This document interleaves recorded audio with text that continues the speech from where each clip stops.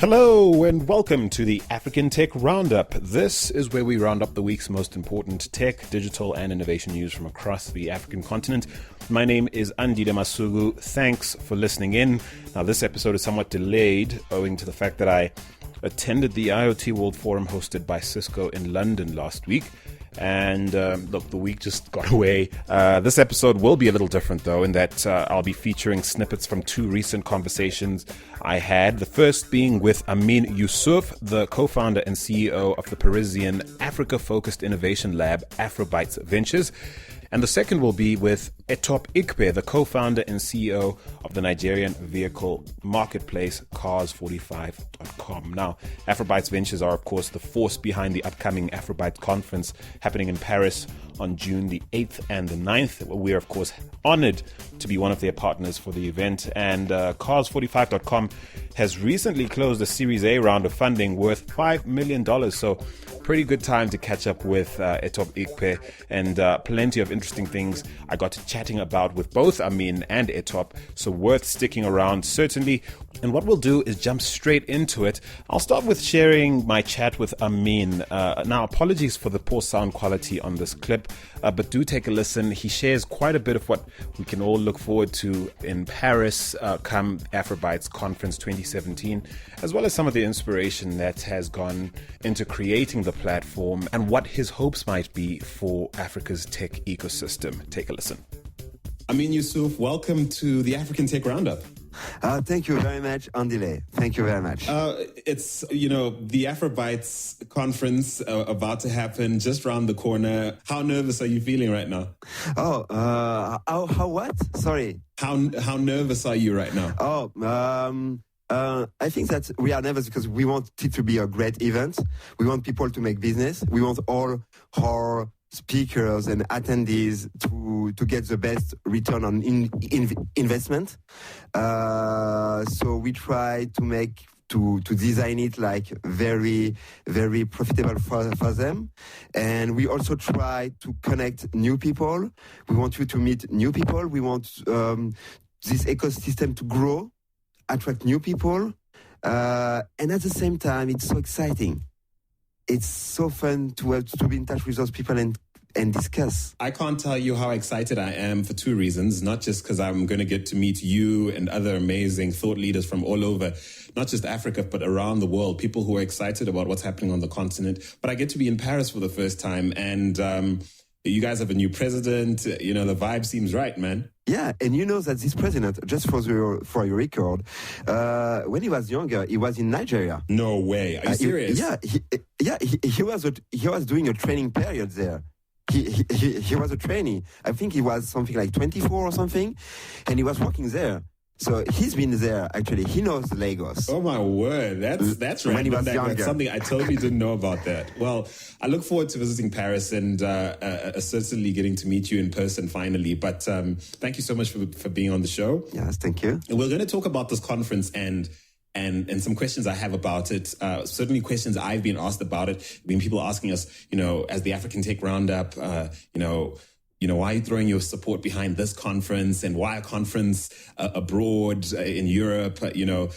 Why not, throw your weight behind, something happening on the continent, which of course we do. How was this particular conference, or let's call it this gathering, right? I think, how is this gathering going to be different to, say, what you hosted last year? Yeah. And what are your hopes like going forward? Actually, last year it was our beta version. Okay. Right. So last year it was good because we could gather people with panels and keynotes. Okay. But in a way, I was a little bit frustrated because I said, okay, now people start to talk about the African tech. I get the material, I have the talks, and people can really see in Europe that, okay, we have kind of very good tech stuff going in Africa. But now we will have a lot of workshop and networking session. And what is more important, if you talk to me about, because most of the people, when they do African conference in Europe, at least, they talk about sector. They say, okay, let's make a conference. It's Africa. Let's talk about energy. Let's talk about agriculture. let's talk about finance. Bitcoin or whatever. Yeah. But they never talk about who the people who will receive those services. What they say, okay, the middle class in Africa, this guy, according to the World Bank, gets from $2 to $20. Okay, that's done. We don't want that. We want to be a human-centric conference. So we're going to start to talk about the African consumer. We will have those discussions with people like Kenfield Griffith, from M Survey. He knows something about the consumer, right? He might know a thing or two about African consumers. We will have this discussion with Yasmin Koumi from Africa Foresight Group. We'll have this discussion with Yannick Lefang from Cassie Insights. He's in Montreal. And we will talk about who is the African consumer. What does he do when he wakes up in the morning? This consumer, he gets his smartphone or not? When he goes out of his house, he gets a transport. How do we get this transport? By bus, by Uber, by anything else? And when what's she having for lunch? Exactly. And where, with whom? And is he sensitive to promotional code on his mobile phone? Yes or not?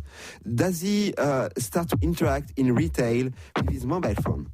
Does he want to go and start to make e-commerce? Does he want e-commerce service? I want to talk about the people first. And after we will talk about the sector. Because when you do it this way, you start to say, okay, actually we have also very big business in Africa. For example, we will have a panel about fashion tech. Fashion tech is $1.5 billion market in Africa. It's becoming quite interesting. Okay, it's less than agriculture, but still. Yes. Still, it's an interesting business when you are in Nigeria, in Lagos. You can see more and more brands, African brands in design and stuff like this. And people start to want to buy those products from Europe or from America. Or those guys from the diaspora, they want to dress like, Yeah. You have so much brands in South Africa, so much good designers. We put that online so we can buy it. I mean, yeah. So there is this market. We will talk about entertainment. We will talk about the millennials. We will talk about sport and tech. Trooper is coming, and we want to connect Trooper with brands because there is a connection. We want to have because sport is a big sector in Africa. Everybody is playing soccer or basketball, and why don't we have more and more apps for this sector too? So if you start to start with the consumer and you study his expectations, yes, we want to eat, we want to have a good health, we want to educate ourselves, but yes, we want also to practice sports, we want also to dress ourselves, we want also, there are so many other fields. Right. So it's going to be very human-centric, and we will have a lot of workshops. We will have Excel, the Excel World Bank Fund. Right. I think that half of the people running this are in the conference. I'm talking about Tayo Akinyemi. I'm talking about VC for Africa. I'm talking about Rebecca. I'm talking about Lexi Novitke. And I'm actually looking forward to the panel I'm going to host. Thank you so much for giving me a platform. I wouldn't say no. That's our pleasure. It's an opportunity to have good conversation. So I really look forward to engaging, on, some of what we've discussed, this idea of our African identity and, the diaspora and how we can start to do some of the things you're talking about, own our own narrative, but beyond the narrative, like act on it, Yeah. So thank you so much for giving us the space to have these conversations. I think that's how I think of this gathering. I think of it really as a safe place to have important conversations and make important connections. That's how I see it. And it's going to be, I think that those workshops, those meetings, where people really start and sit and start in all their sectors to build things. For example, we have Jacobs Edo. He's the boss of digital transformation at the OPEP. That's interesting.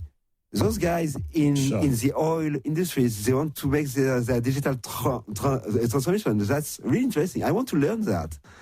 I want to understand how big oil money is thinking about disruption and is thinking about climate change and all the other things that are impacting the industry. At this moment, we are in the process of finalizing the workshop. But for the moment, for example, I'm working with people in IoT. Yeah, because IoT can make business with oil companies. Because we have to know when we have to turn off, the thing on our mobile. It's so we have so many things interesting in. So we will have probably also a workshop, even if it's not on our program online, but we are working intensively about that, about IoT. So basically, what I'm hearing from you is, if anyone's thinking that we're not going to cover certain bases, please think again, because you've looked up and down the continent, looked at what's popping, looked at what's potentially popping, looked at some of the brightest and most brilliant individuals who can speak to those things, and you're bringing them together to have these conversations, to share their knowledge. Yeah. And exactly. Listen, all I can tell my listeners right now is afrobytes.com. If you want to get a taste for what the program looks like, it's constantly changing because, as you heard, Amin is constantly enriching it. Yeah, we are. Just check out that lineup. It speaks for itself. Many, many thanks to Amin for sharing those insights with me. Now, Amin has a fascinating story. I taped a whole hour with the man, but unfortunately, as you heard, the audio is fairly glitchy and we just didn't feel it did justice to his story. And so what we'll do is re-record an interview with him when I'm in Paris and then put it out in its entirety as part of the African Tech Conversations series in the coming months. So hang on for that. Nevertheless, here's the second conversation I'll be sharing with you today. It's with the serial startup founder and CEO of Nigeria's latest e-commerce startup sensation, Etop Ikpe. Here it is. Etop Ikpe, welcome to the African Tech Roundup, man. Hey, thanks, Andili. Thanks so much for having me, man. Really good to be on the show. Really awesome to be here. I'm sure it is. At a time like this, sir, you're riding high at the moment, aren't you? Series A closed. Congratulations to you and your team at cars45.com. Thanks so much. Some of these things, this is kind of where the real work begins, right? So, I think from our experience, it's really about doubling down and delivering on what we promised, and that's pretty much our focus. It's just creating the value that we've seen and being able to develop the market as much as we believe it has the potential to do. So I put my neck on the block last week on the show. I shared with the listeners the reason why I'm bullish on your startup and its potential is because I think it speaks, and correct me if I'm wrong, and to me, it speaks a lot more directly to a real pain point, that people are experiencing. It doesn't feel as much as a solution chasing market, right? It feels a lot more organically. Hey, come on. Every other person I know in Nigeria who's ever had to buy a car has experienced the pain point your business addresses. Hence, I'm pretty certain it should do quite well if you guys execute correctly. What do you make of my sense of this? I think you're 100% spot on. I think the key, and this is in a way, this is where I think a lot of people kind of miss out on the kind of opportunities that are available. And for us, it's really just looking at, an area or an industry that has a lot of potential. In terms, and I mean not in terms of just the market. The market already exists. Cars have been sold for years. And we, like you mentioned, everyone pretty much has a big problem around, how they do this. And if you look at the kind of people who regularly, the kind of people who own cars in Nigeria or in Lagos, and when it comes to and what they do on a regular basis, how they spend their money, where they go, what they read, and then when it comes to selling their cars, most of them are being forced to basically deal in a segment of the market that they normally would have no kind of interaction or business dealing with. And that shows that there's a need to sort of bring in a lot of professionalism, a lot of service quality, and basically bring in a lot of transparency into the industry. And I mean, it's not easy, it's not pretty, but it's valuable, and that's pretty much what we're after, creating value. What are we talking in terms of the funding you guys landed for your Series A? I mean, you mean in terms of focus? Oh, no. In terms of like, what did you land cash-wise? Oh, $5 million, basically. $5 million, yeah. Put us in context. What sort of runway does that buy a company like Cars 45? I mean, it's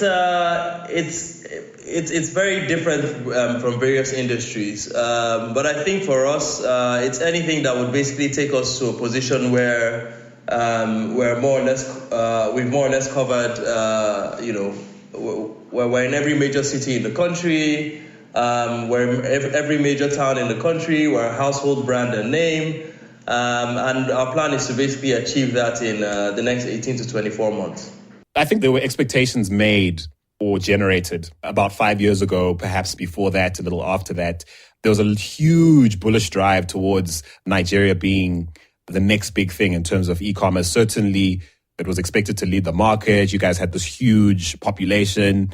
The adoption of the internet and mobile seemed on the rise. It just seemed like e-commerce was going to be this huge thing. You know, Rocket Internet, of course, sinking millions into startups in the space through Jumia and that massive group of companies. What did we all sort of get wrong in terms of our enthusiasm for the scene? And what do you think was accurate in terms of what people projected would happen in the space? Okay, so I think first thing, I'll focus on what was accurate. And what was accurate is very obvious, right? There's been a huge adoption. It's become a mainstream product for most people. So people who have used it haven't gone back. We've begun to see a lot of verticals and a lot of other sub-businesses. The logistics industry is becoming much more mature. There's also a lot of development around that space. There's a lot of development around payments. So you can see like e-commerce has then led to a birth in payments, it's basically stimulated the entire ecosystem. So I think in terms of, is there a potential there? Yes, of course, that has been answered. Is it growing? Yes, it's still growing. So I think on the other end, right, number one is in Africa, and I say this across, and I don't think it's different from any major industry in anywhere across the globe. It's always a long-term game. And I think the big mistake was a lot of people assuming that, with the kind of challenges and infrastructural problems that we had, it was just going to be an overnight success without necessarily any kind of changes. And sometimes some people, if you look at it in context, right, Jeff Bezos has been at the helm of Amazon for 20 years. And if you look at the first 7 years of the Amazon business, there was a rise in the share price. After the first 4 years, and then post the dot-com crisis in late 90s, the shares tanked, and it took almost another 5 to 7 years before you began to see a rise in share price. Now, all what you mentioned in terms of Jumia and Konga are literally 4 or 5 years old. Right, and looking at it from that context, and let's even bring another industry into perspective that has done a lot in terms of kind of development and delivering on the promises. In Nigeria, we look at the telecom sector, and of course, companies like MTN, Airtel, Globalcom all had a huge role to play in kind of everyone knew there was a huge potential. There were a lot of people that weren't kind of connected to any kind of telecommunication system. And so there was a lot to do in terms of developing the infrastructure and basically being able to deliver value in the company. And I mean, MTN started in Nigeria in 2000, 2001. And correct me if I'm wrong, but at least from what I know, about 2 years ago, they probably declared around a $1 billion profit, from... Thereabouts. Yeah, exactly. And so I think the difference, though, Etop, you have to admit, is that we were sold that expectation. The public, and indeed, I think fans of or casual observers of Africa's tech and even innovation scene didn't manufacture this enthusiasm. It was promoted quite, heavily. This notion that things would happen and things would happen fast. And I'm not anti-enthusiasm. I just, on this show, people have come to expect a fair deal of pragmatism, right? Where it's like, there's no doubt that we are this amazing potential as corporately, as a continent, and of course individually as various markets. But I do feel like sometimes agendas get in the way of getting true insight to people who are looking for it. Yeah, and I completely agree. But I also don't think that, Nigeria hasn't had, we haven't had a worse economic situation like we've had in over 20 years. And that happened to be at the very nascent stage of e-commerce development in Nigeria. And so that also had, I think that for me, that had the largest part to play in terms of the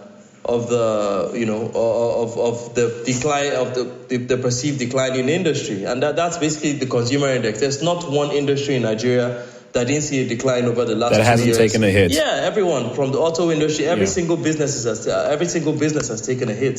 So I don't see how it's possible for a consumer-based industry to be immune to something like that. And the question is, where the judgments need to be made is basically if we begin to see an inclination in the economy, which is beginning to happen, will that cascade across the e-commerce industry? And one key thing I said is, look, isn't it quite funny that, regardless of what happened, there wasn't any major e-commerce company that actually shut its doors or basically folded up. So regardless of how difficult it was or how challenging it was, somehow they've all been able to get through the difficult situation. And I think it's been a great time in terms of innovation, and you've seen a lot of changes across the board. We have seen the likes of Groupon sort of turn tail, and basically admit defeat and that kind of thing. And look, to me, this is it. I like what I'm hearing from you because there's this admission that the businesses being built in the e-commerce space, these are future plays on many levels. Would you agree at very least that, for example, despite all the advances we're seeing in fintech, mobile money, e-commerce, even mobile adoption, we still trail the developing world in terms of the levels of adoption that make the addressable market substantially as interesting as the developing world. And in a sense, we're getting there and we will get there. And in many respects, Okonga or Jumia represent the type of well-capitalized e-commerce platforms that are prepared to wait it out. Except that's not what we were sold at the beginning. I realize that now, looking at it, that's my analysis of the situation. But that's certainly not what, I'm sure a lot of VCs and investors looking on were being sold as a story. I think without the economic recession, you would have kind of seen that same level of, you would see, I don't think there would have been any kind of, you would have seen any kind of growth dialed down across the board. No, I think you'd have seen that sustained level. But I think if you look at sort of like the Indian space, right, and you look at like Flipkart and Snapdeal and what's happening there, I think in terms of sustainability, all models would eventually have to have changed at some point in time, and certain things need to have been done. Of course, for the market to have scaled as quickly as it did, a lot of money needed to go into basically building out the awareness and offering all sorts of incentives to customers to basically adopt the model, because we're trying to get a lot of people in. And I like I mentioned, I think, the economic recession, and that largely affected even a lot of other countries across Africa, that had a large role to play. I think without that, you would have seen a lot of growth. Now, would this growth have resulted in, profitability? Maybe not. Maybe just sustained growth levels. Is that what we're seeing across the globe in terms of what investors are looking for? No. Everyone is now beginning to demand for more value. So I think regardless of what happened, even if the growth was sustained, at some point in time, the ecosystem itself would have had to, kind of face up to realities. So whether it happened then or it's happening now, we would all have to be at the same conclusion eventually. Many thanks to Etop Igpe, and good luck to him and his team at Cars45.com. We certainly wish his company and certainly the e-commerce scene in Nigeria all the very best. Now, to listen to my conversation with Etop in its entirety, head straight to AfricanTechRoundup.com, head to the main menu and click on Quick Tech Chats and listen to the whole thing. You'll certainly find it worth your while. Now, in the next day or two, you can expect a bumper episode of the African Tech Roundup, chock full of all the latest news. It's certainly all the highlights from Africa and beyond. It will feature, as promised 2 weeks ago, Musa Kalenga, who is now set to become a regular feature on the show every fortnight, as well as an extra special guest from Kenya, one of Kenya's finest digital heads and arguably one of the most connected individuals in East Africa. Well, who is it? But you'll have to find out by tuning in. However, for now, thanks again for listening in, and do take care, Africa.